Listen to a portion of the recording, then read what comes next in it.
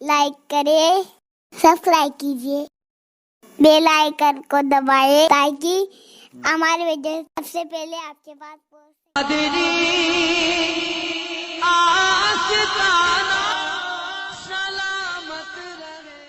11ویں شریف کی 17 تاریخ کو، ربیع الاخر کی 17 تاریخ کو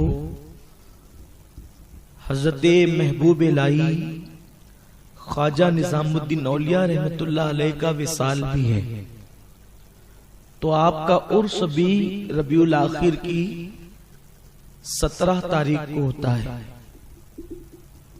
میرے پیارے آقا صلی اللہ تعالی علیہ وسلم کے پیارے دیوانوں، حضرت محبوب الہی نظام الدین اولیاء جن کو ہم کہتے ہیں تو ان کا اصل نام محمد ہے اور ان کے ابا کا نام احمد ہے، اور یہ محمد احمد ان کو اس طرح پورا پکارا جاتا ہے اس لیے کہ پہلے طریقہ تھا کہ بیٹے اور باپ کا نام ایک ساتھ پکارا جاتا تھا، جیسے کہ ہم کہتے ہیں نا عبد الرحمن ابن عوف، عمر ابن خطاب، اسی طریقے سے ایک اصول تھا باپ کے ساتھ بیٹے کا نام پکارنا، تو وہ محمد احمد محمد احمد محمد احمد اس طرح ہوا کہ آپ کے نام کے ساتھ ایسے یہ لازم ہو گیا کہ لوگوں کو یہ خبر ہی نہ رہی کہ حضرت محبوب الہی کے والد کا نام احمد ہے، تو ان کا نام محمد احمد ہے۔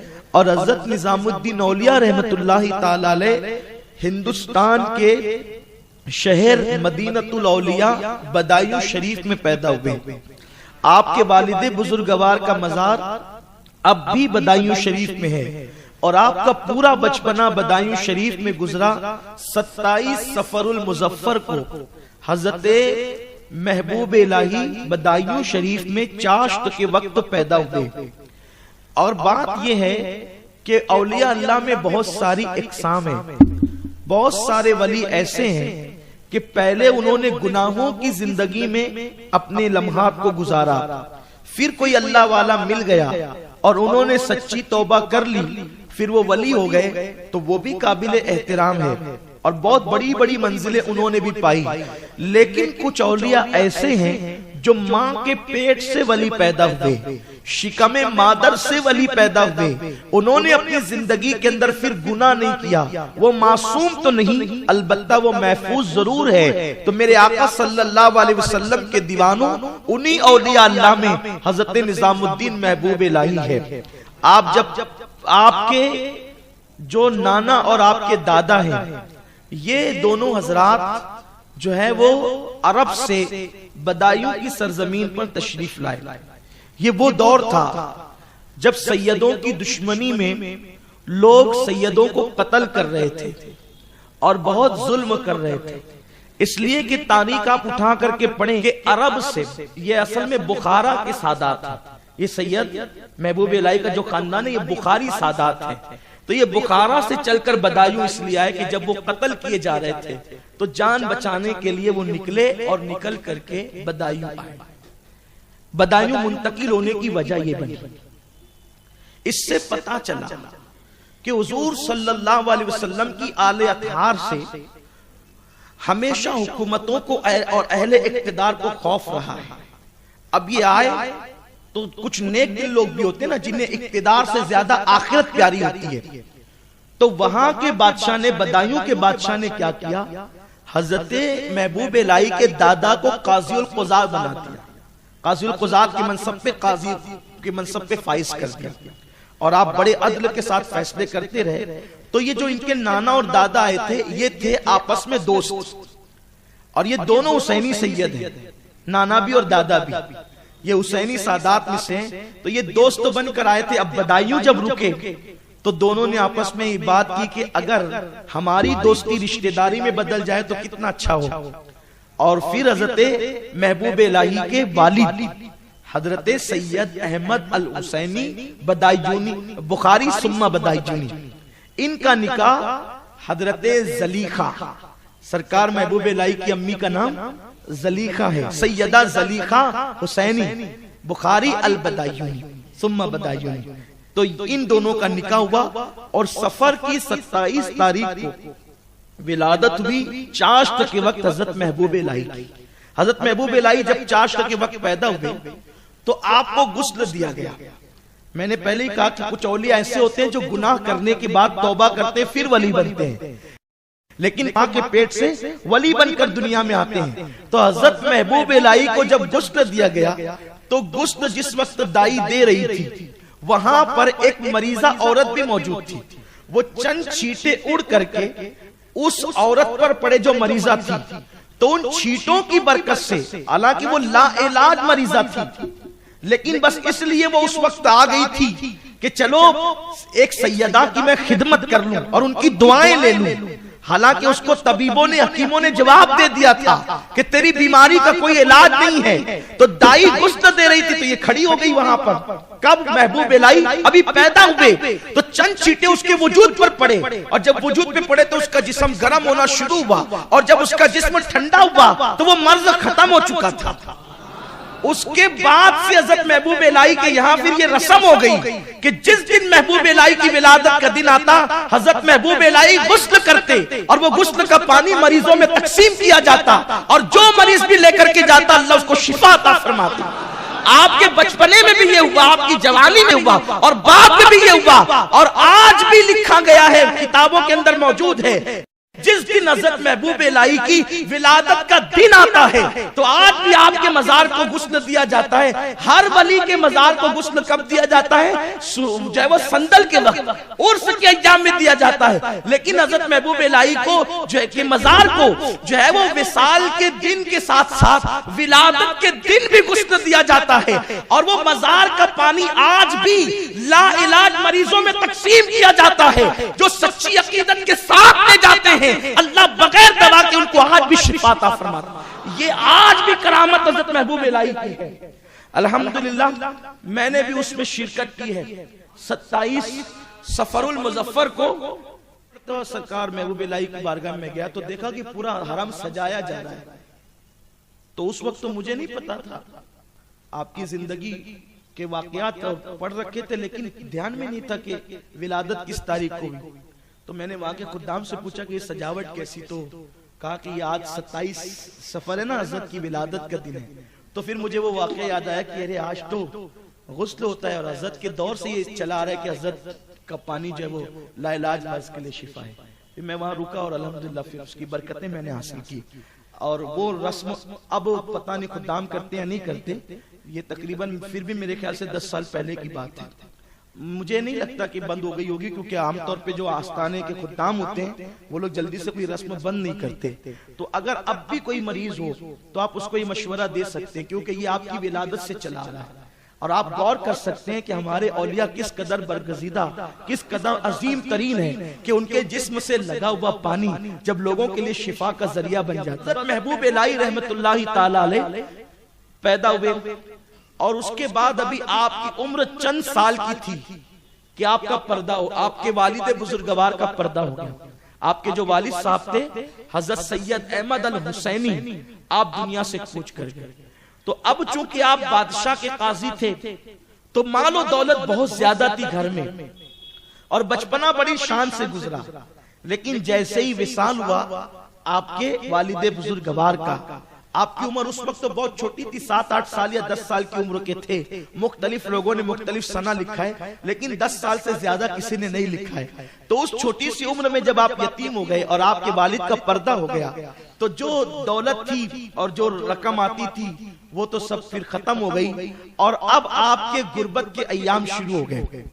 تو جس وقت غربت کے ایام شروع ہوئے تو آپ کی والدہ ماجدہ چرخہ کاٹ کر اور کپڑے بن کر کے آپ کا گزر بسر کرتی تھی اور آپ کی پرورش کرتی تھی. حضرت محبوب الہی کی بہن بھی تھی جو آپ کے ساتھ پرورش پاتی تھی. حضرت محبوب الہی فرماتے میری ماں اتنی متقی تھی حضرت سیدہ زلیخا کہ جس دن فاقے کا دن ہوتا اس دن میری ماں یہ نہیں کہتی کہ بیٹا ہم کو فاقہ کرنا ہے، بلکہ جب فاقے کا دن ہوتا تو میری ماں کہتی بیٹا آج ہم اللہ کے مہمان ہیں. تو جب ماں کہتی آج ہم اللہ کے مہمان ہیں تو فرماتے میں سمجھ جاتا آج فاقہ کشی کی نوبت آ گئی. اور پھر خود فرماتے ہیں جب کئی دن تک کے مسلسل مجھے کھانا ملتا تو میں سوچتا کاش امی آج یہ کیوں نہیں کہتی کہ ہم اللہ کے مہمان ہیں, کیونکہ اب فاقہ ہونا چاہیے. دیکھ رہے سپوت کے پاؤں پالنے میں نظر آتے ہیں, کیسے اللہ کے برگزیدہ بندے ہیں. ارشاد فرماتے ہیں کہ جس وقت کئی دن تک فاقہ نہیں ہوتا تو میرا دل کہتا کہ فاقہ ہو, اور میری ماں مجھ سے کہے بیٹا آج ہم اللہ کے مہمان ہیں. اسی غربت میں زندگی گزر رہی تھی. آپ بدایوں میں بہت سارے علماء سے پڑھتے تھے. آپ نے قرآن مقدس جوانی کے بعد حفظ کیا, یعنی جب آپ جوان ہو گئے اس کے بعد آپ نے قرآن مقدس حفظ کیا. بچپنے میں قرآن حفظ نہیں کیا. لیکن اس وقت بدایوں میں ایک بزرگ رہتے تھے, اگر کوئی ان کے پاس ایک پارہ حفظ کر لیتا تو زندگی میں کبھی نہ کبھی وہ پورا قرآن حفظ کرنے کی سعادت حاصل کر لیتا تھا. تو آپ نے ایک پارہ ان کے پاس پڑھا تھا یہ سوچ کر کہ اب حفظ پھر کبھی بیٹھ کر کے کر لیں گے, ابھی جو ہے وہ ظاہری علوم حاصل کر لیں. تو حضرت نظام الدین اولیاء رحمت اللہ علیہ نے بدایوں شریف کے اندر جو ہے وہ جو ظاہری علوم تھے اس کی تکمیل فرمائی. اور جب تکمیل فرمائی تو استاد نے کہا نظام الدین, ابھی آپ کو نظام الدین کا لقب نہیں ملا تھا, کیونکہ بار بار بولنے کی عادت ہے نا تو زبان پھسلتی ہے. کہا کہ محمد احمد بابا جاؤ اور تمہاری امی سے کہنا کہ تمہاری دستار باندھنی ہے تو کپڑے کا امامے کا انتظام کرو, اور جب دستار بندی ہوتی ہے تو اس وقت علماء اور مشائخ کو کھانا کھلایا جاتا ہے, تو تم اپنی ماں سے کہنا کہ وہ کھانے کا انتظام کریں, نیاز کا فاتحہ ہوگی اور دستار بندی ہوگی. اس سے پتا چلا کہ نظام الدین اولیاء کا زمانہ آج سے 800 سال پہلے کا زمانہ ہے. تو اس وقت بھی لوگ فاتحہ دیا کرتے تھے خوشی کے موقع پر. آپ کے استاد فرماتے بابا محمد احمد فاتحہ ہوگی تو تمہاری امی سے کہو. جب یہ ماں کے پاس آئے, ماں سے کہا امی کہ دستار بندی ہونی ہے اور نیاز شریف کا اہتمام کرنا ہے, تو ماں کی آنکھوں میں آنسو آ گئے اور ماں کہنے لگی بیٹا ہمارے گھر میں تو کھانے کے لیے لالے پڑے ہوتے ہیں, اتنے علماء کو ہم کیسے کھلائیں گے. تو پھر ماں نے کہا ایک کام کر, تو اپنے استاد سے چند مہینے کی مہلت لے لیں, میں دستار کا بھی انتظام کروں گی اور کھانے کا بھی انتظام کروں گی. تو پھر آپ کی امی کیا کرتی, نہ رات کو سوتی نہ دن کو سوتی, دن کے وقت لوگوں کے کام گھر میں بیٹھ کر کے کرتی اور اس سے پیسے کماتی اور نیاز کا انتظام کرتی, اور رات کے وقت آپ ایک چھوٹا سا چراغ جلا کر کے سوت لاتی اور اس سے آپ کی دستار اپنے ہاتھوں سے بنا کرتی تھی. تو حضرت محبوب الہی کی امی نے ان کی دستار کو اپنے ہاتھوں سے بنا تھا, اور جب انتظام کیا تو چند لوگ کا انتظام ہوا اور بقیوں کا انتظام نہیں ہوا. تو آپ کے استاد نے کہا جتنا تمہاری امی نے انتظام کیا ہے وہ اور باقی کے ہم ملا دیتے ہیں, لیکن دستار بندی کا پروگرام رکھتے ہیں. جب دستار بندی کا پروگرام ہوا, اب یہاں پر طلبہ کی خاص طور پہ توجہ, مبلغین اور سارے نوجوانوں کی خاص طور پہ توجہ. دیکھو یاد رکھنا, کبھی بھی کسی کو بلندی, کسی کو عروج, کسی کو ترقی, کسی کو شہرت, کسی کو ناموری غرور کی بنیاد پر نہیں ملتی. ہمیشہ انسان عزت پاتا ہے عاجزی کی بنیاد پر.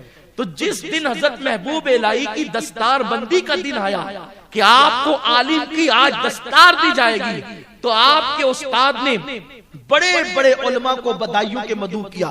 بدایوں شہر بہت بڑے علماء کا شہر ہے, اس کو مدینۃ العلماء و مدینۃ الاولیاء کہتے ہیں, اور آج سے نہیں صدیوں سے ہے کہ ماضی قریب میں ہماری جماعت کے بہت بڑے تھے.